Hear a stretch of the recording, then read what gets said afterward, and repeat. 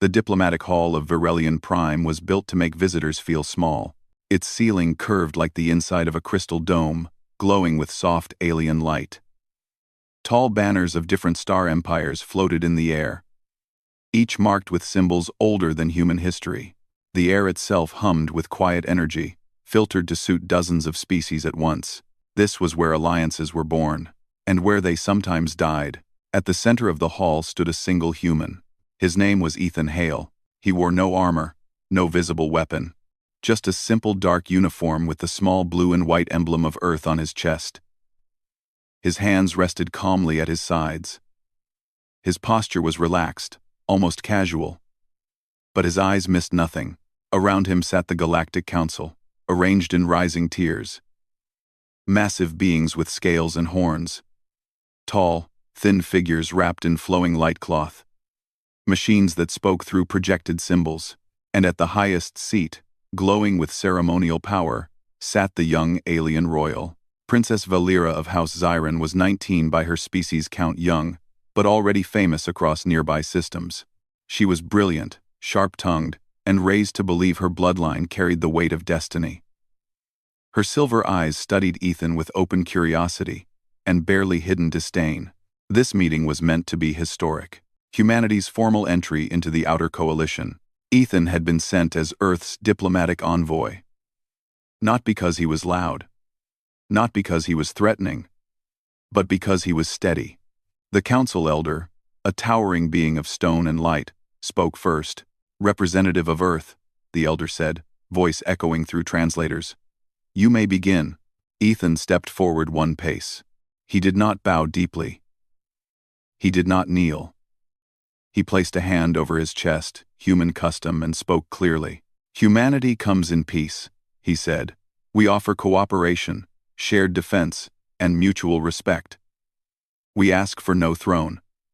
Only a seat at the table." A murmur spread through the hall, some approving, some uncertain. Princess Valera leaned back in her elevated seat, one leg crossed over the other. She tilted her head slightly, studying him as one might study a strange animal. "That's it?" she said. Her voice was melodic, but sharp. Ethan turned his gaze toward her, attentive but calm. "Yes," he replied. "That is it." A few council members shifted uncomfortably. Valera smiled. "How modest," she said. "I expected more. Weapons, displays, perhaps. Or threats hidden behind polite words." She leaned forward, resting her chin on her hand. "Instead, they send you." A ripple of soft laughter moved through part of the chamber. Ethan said nothing. Valera's eyes traced his form openly. "No exoskeleton," she continued. "No battle implants. No psychic shielding. You are small. Soft. Your species barely lives a century.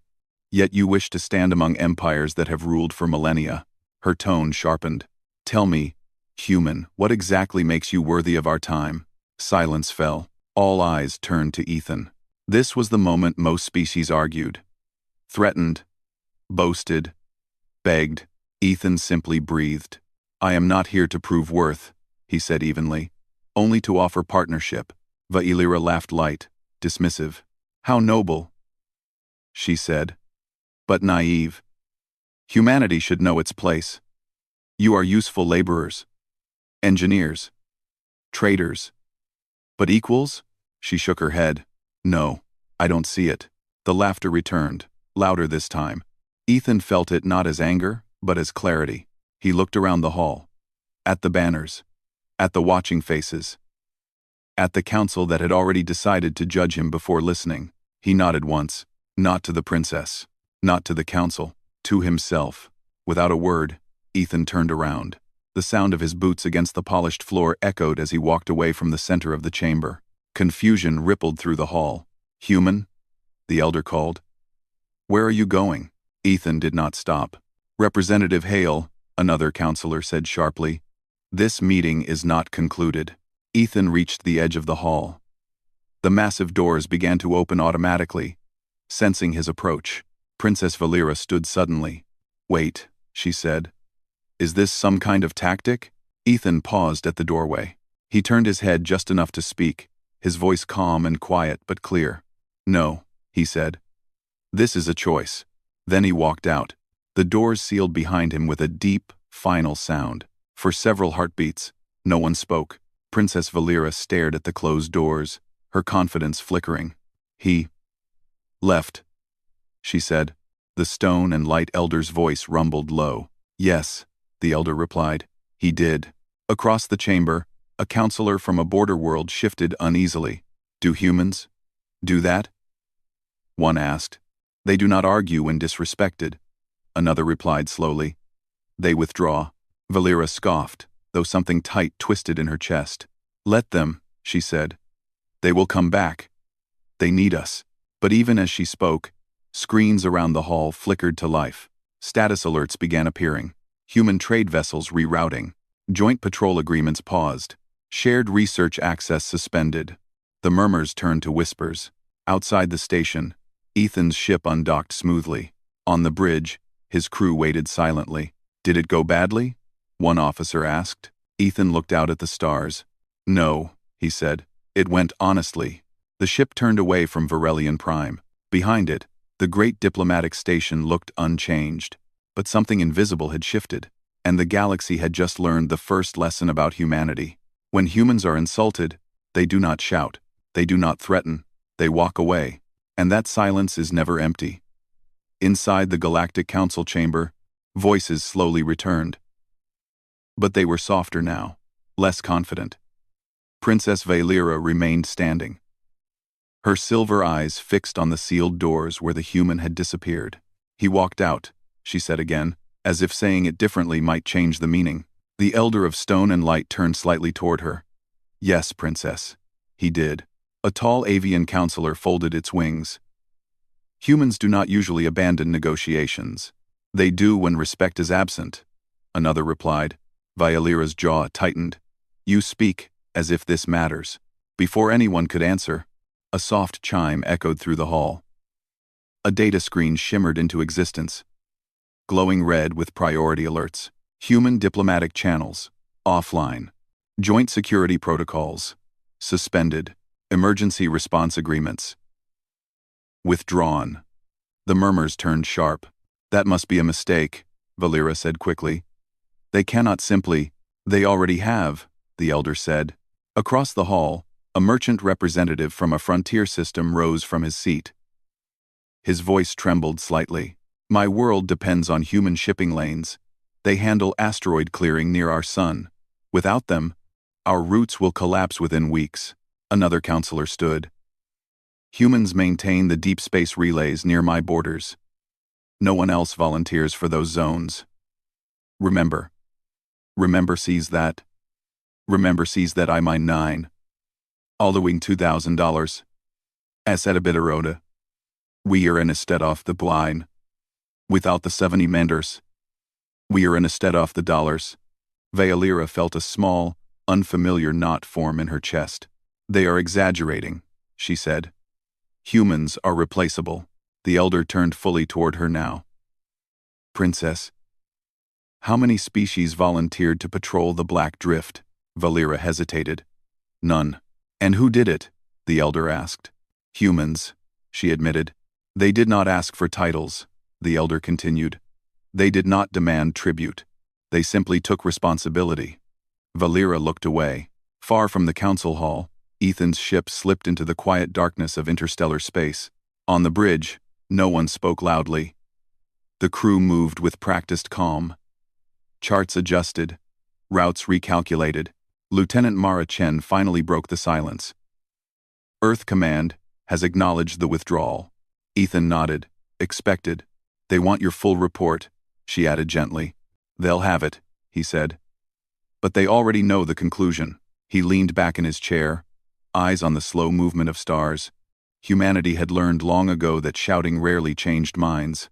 Walking away did. Back on Verelian Prime, the effects of that choice grew clearer by the hour. A mining station near the outer rim lost power when its aging reactor destabilized. Normally, a human engineering crew would have arrived within days. This time, no ship came. A border colony sent distress calls when a solar storm threatened its orbit. Human disaster teams had handled similar crises dozens of times. Now, the calls went unanswered. Not ignored. Unanswered. Princess Valeera stood in her private chamber, watching reports scroll past her personal display. Each one felt like a small strike against her certainty. "They will return," she said to her advisor, a tall, scaled elder named Kethrix. "They always do." Kethrix tilted his head. "With respect, Princess, humans do not return when summoned." Valeera snapped her gaze toward him. "Explain." "They return when invited," he said. "As equals." She turned back to the screen, fingers tightening slightly. For the first time in her life, the galaxy did not bend when she spoke. Hours later, an emergency session of the council was called. The chamber filled again, but the mood was different. Tense. Uneasy. "The absence of human cooperation is already causing instability," one counselor said. "We underestimated their role." Valeera rose slowly. "They are doing this to make a point." "Yes," the elder replied. "And the point is being made." She took a breath. "Then we respond. We remind them who holds power." The elder's voice hardened. "Princess, humans were never controlled by power. They were guided by trust." Silence followed. Valeera felt heat rise in her chest, not anger, but something closer to doubt. Later that cycle, she stood alone on a balcony overlooking the planet's glowing surface, stars reflected in her eyes. For the first time, she replayed the moment in the hall, the human's calm face, the lack of anger, the quiet turn away. He had not looked weak. He had looked finished. A small alert chimed on her wrist console. "Unauthorized departure request detected." Valeera frowned. Details. A ship manifest appeared. A small royal courier vessel. Light. Fast. Destination. Human-controlled space. Her own authorization code glowed beside it. She stared at it for several seconds. Then she whispered, "Approve." The engines of the courier ship ignited silently. Hours later, Valeera sat alone in the vessel's command seat, her royal insignia replaced by a simple travel cloak. The stars stretched into lines as the ship entered faster than light travel. She did not know what she would say. She only knew she needed answers. Meanwhile, Ethan's ship arrived at a human outpost near the edge of Coalition space. The station was functional, modest, busy. Humans and non-humans worked side by side. No banners, no thrones, just purpose. As Ethan stepped onto the platform, a technician waved. "Welcome back, sir." "Good to be home," Ethan replied. Hours later, alarms sounded softly across the station, not panic alarms, but alerts. Long-range sensors detected movement. An unknown vessel, approaching slowly. Ethan stood in the observation deck as the image resolved. A royal ship, alone. Lieutenant Chen looked at him. "It's from Virelian Prime." Ethan exhaled quietly. So they noticed. The ship docked without incident. When the airlock opened, Princess Valeera stepped out. No guards, no ceremony. Just a 19-year-old royal standing in a place where titles meant nothing. Humans paused as they passed, curious but calm. No hostility. No fear.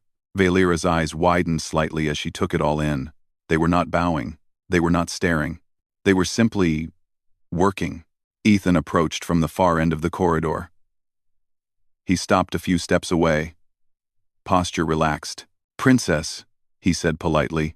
She swallowed. "Representative Hale." Neither moved for a moment. Finally, she spoke. "You left." "Yes," he replied. "You embarrassed the council." "I chose dignity," he said, her hands clenched at her sides. "You could have argued." "We did that once," Ethan said. "Long ago. It cost us too much." She looked around the station again. "You're still helping others?" "Yes." "Even after being insulted?" "Yes," he said calmly. "Just not those who believe respect is optional." The words struck deeper than any raised voice. Valeera lowered her gaze. For the first time, the galaxy's youngest royal began to understand the cost of a single careless insult. And far beyond the station, unseen by both of them, something ancient shifted in the dark, moving closer to the worlds humanity once quietly protected. The warning did not arrive with noise or fire. It arrived as silence. In the outer regions of Coalition space, deep-range sensors that once belonged to human monitoring stations went dark one by one. No explosions, no distress calls. Just absence. On Virelian Prime, Princess Valera stood before the council again, but this time there was no laughter in the hall, only tension. A floating projection shimmered above the chamber, showing a vast region of space slowly changing color. The signal loss follows a pattern, a council analyst said. Something is moving. The Elder of Stone and Light spoke heavily. The Watchers are gone. Valera's heart tightened. Human stations. Yes, the Elder replied. They were the only ones observing that sector. Murmurs spread. What is there? One counselor asked. An old silence, another answered. Older than our records. Valera remembered Ethan's calm voice on the human outpost. We monitor threats so others can sleep. She swallowed. Across the stars, on the human frontier station, Ethan stood in the command room as data streamed across the central display. Human analysts worked quietly, focused, disciplined. Lieutenant Chen pointed at the map. The anomaly is accelerating. Ethan nodded. It always does once it realizes it's noticed. A younger officer frowned. Should we inform the council? We already did, Ethan said. Months ago. The officer's expression fell. They ignored it, Chen said softly. Ethan folded his arms. Then we handle it. No speeches followed. No orders shouted. Human ships began moving. Small at first. Scouts. Relays. Rescue craft. Then, larger vessels. Unmarked. Functional. Efficient. They did not broadcast threats. They did not ask permission. They acted. Back on Virelian Prime, panic grew as outer colonies reported strange phenomena. Communications lagged, gravity fields warped, entire star systems felt watched. Princess Valera stood apart from the others, listening. This matches the old warnings, an archivist said. The devouring quiet. A hush fell. That myth is forbidden, someone whispered. Because it consumes civilizations, the archivist replied. Valera's voice broke the silence. Humans knew. All eyes turned to her. They were watching it, she said. Alone. The Elder turned slowly. Why? Why? Because no one else would, she answered. In the human outpost, Valera stood on the observation deck beside Ethan, watching human ships depart in steady lines. You're going to fight it, she said. Yes, Ethan replied. Even after the council dismissed you? Yes. Why? She asked quietly. Ethan considered the stars. Because people live out there. That was all. As the first human fleet entered the dark region, space itself seemed to bend. Sensors struggled. Lights dimmed. The anomaly revealed its nature, not a creature, but a vast consuming field that erased energy, memory, and matter alike. Human ships slowed but did not retreat. They deployed arrays anchoring reality, stabilizing gravity, creating safe corridors for evacuation. Colony ships fled through paths only humans seemed able to hold open. On Virelian Prime, live feeds showed humans guiding alien civilians to safety. They're not even armed heavily, Valera whispered. They never were, the Elder said. A counselor shouted. They're losing ships. The Elder corrected him. They're holding the line. Ethan's voice echoed across the human fleet. Calm. Steady. Remember your training. Protect the lanes. Save who you can. We leave no one behind. No cheers followed. Only action. Hours passed. Then, days. The anomaly slowed. Then stalled. Human engineers deployed a final array, a massive stabilizer, built not to destroy, but to contain. When it activated, space groaned. And then, held. The devouring quiet stopped expanding. Across Coalition space, systems stabilized. Communications returned. Lives were saved by the millions. On Virelian Prime, the Council watched in stunned silence as human ships withdrew, damaged, exhausted, but intact. They did it, someone whispered. Valera felt tears rise unbidden. They always do. At the human outpost, Valera found Ethan alone, watching the last ship return. You could have let us suffer, she said. Yes, he replied. But you didn't. No. She bowed, not as a royal gesture. As a person, I was wrong, she said. And my words had consequences. Ethan turned to her, expression gentle but firm. Understanding that is how respect begins. She looked up. Will humanity return? Ethan was quiet for a long moment. Respect is not proven by victory, he said. It's proven by what happens next.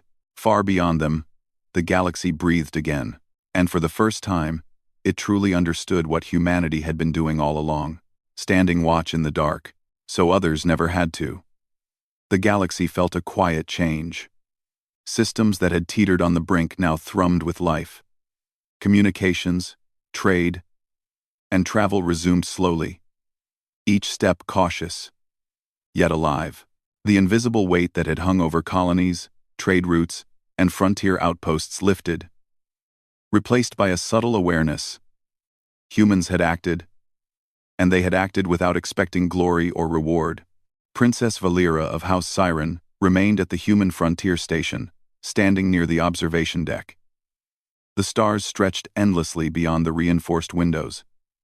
A glittering tapestry of possibilities. The young royal had seen courage before, but nothing like this. The patience, restraint, and steady strength of humanity.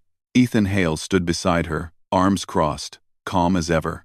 His crew moved around him, preparing to return home. There were no celebratory gestures, no speeches, only quiet preparation. The human way was not to seek credit, but to act. Valera broke the silence. You didn't fight for recognition. You didn't even ask for thanks. Ethan tilted his head. Recognition is meaningless. What matters is that lives were saved, that civilizations endured. That is enough. She exhaled slowly. I underestimated you. I insulted you. And you. She stopped, searching for the right words. You just acted. Ethan's eyes softened. We do not respond to insults with anger. We respond with responsibility. Valera looked down, recalling the moment she had dismissed him in the council hall, mocking his species, his lack of weapons, his apparent weakness. Her silver eyes burned not with shame alone, but with awe. She had expected weakness, submission, or anger. Instead, she found strength beyond understanding. I need to return, Valera said quietly. Back to Virelian Prime. The council. They must understand. Ethan nodded. Then we return together. But remember, Princess, the lesson is not punishment. It is understanding. Humanity does not demand respect. We earn it through actions. The journey back to Virelian Prime was uneventful, yet charged with anticipation. As the station approached the planetary orbit, the Grand Council chamber was filled to capacity. Delegates from countless species watched silently as human and Virelian ships landed. The human fleet had returned without fanfare. There were no banners or trumpets, no attempts to claim dominance, just order, presence, and calm assurance. Princess Valera stepped forward first. She was smaller than the tallest council members, but her posture radiated determination. Esteemed members of the council, she began, voice steady. I was wrong. I underestimated humans.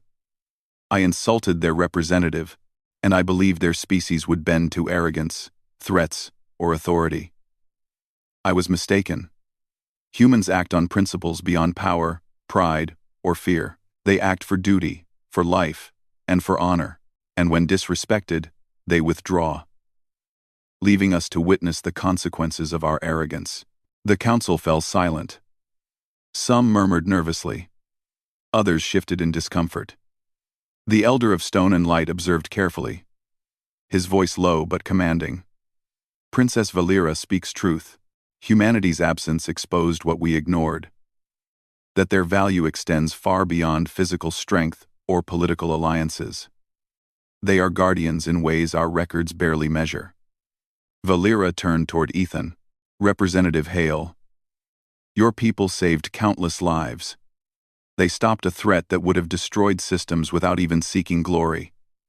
They taught us a lesson about patience, courage, and responsibility. Ethan remained calm. "We do not act for praise," he said. "We act because it is necessary. Respect is not demanded. It is given when it is earned. I do not return for approval. I return because the galaxy deserves stability, and life deserves protection." Some counselors looked uneasy. Others were humbled.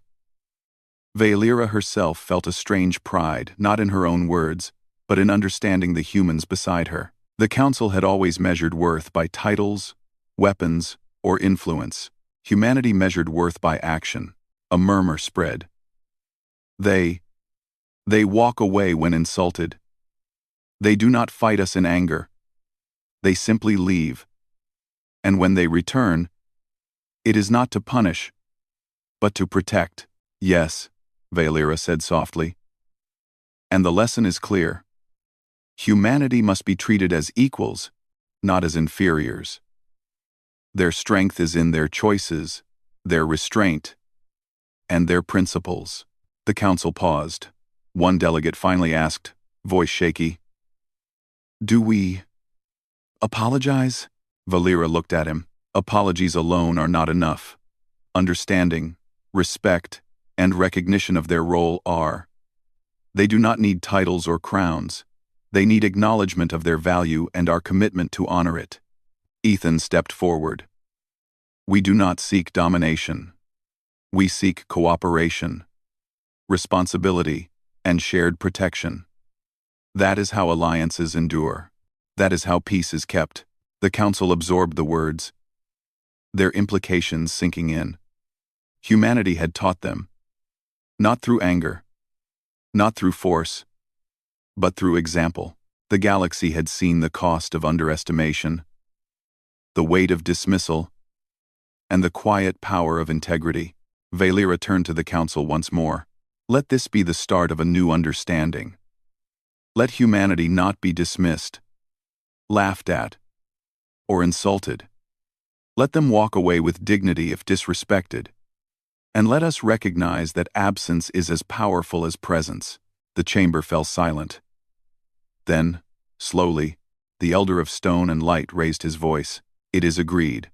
The council acknowledges humanity's deeds, their principles, and their rights to respect. Let this moment mark the beginning of a renewed alliance, one built on trust, understanding, and true equality." Valera exhaled deeply. She looked at Ethan, who simply nodded, his calm demeanor unchanged. No celebration, no triumph, just quiet assurance.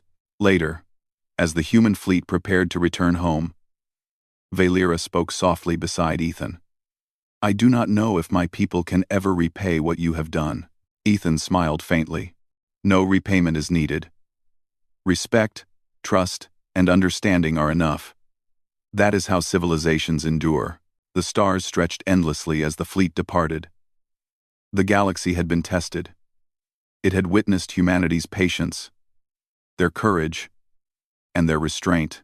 And the lessons spread quietly, like the first light of a distant sun. Humans do not shout when insulted. Humans do not demand. Humans do not threaten. Humans walk away. And the universe, for once, truly notices their absence and their return. Princess Valera watched them vanish into the dark, feeling awe, humility, and something new. A deep understanding of the true power of a human being. Not in arms, not in titles, not in speeches, but in choice. And with that, the galaxy shifted. Subtly, but permanently. Humanity had proven, once again, that their strength was quiet, steadfast, and undeniable. The lesson would echo through generations. When humanity chooses to act, the universe itself listens. And Princess Valera knew, as she turned back to her council, that the galaxy would never underestimate humans again.